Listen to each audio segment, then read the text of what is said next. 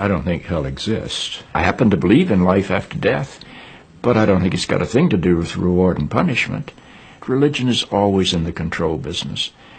And that's something people don't really understand. It's in the guilt-producing control business.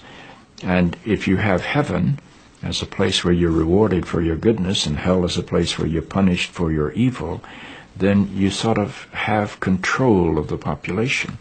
And so they create this fiery place, which has quite literally scared the hell out of a lot of people throughout Christian history. Mm-hmm. And it's part of a control tactic. But wait a minute, you're saying that hell, the idea of a place under the earth or somewhere where you're tormented for an eternity, is actually an invention of the church? I think the church fired its furnaces hotter than anybody else.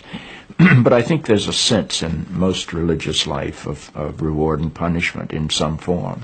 The church doesn't like for people to grow up, because you can't control grown-ups. That's why we talk about being born again. When you're born again, you're still a child. The people don't need to be born again. They need to grow up. They need to accept their responsibility for themselves and the world.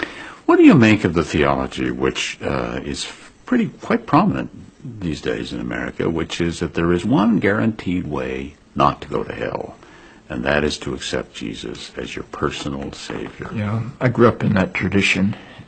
Every church I know claims that we are the true church, and they have some ultimate authority. We have the infallible Pope, we have the inerrant Bible.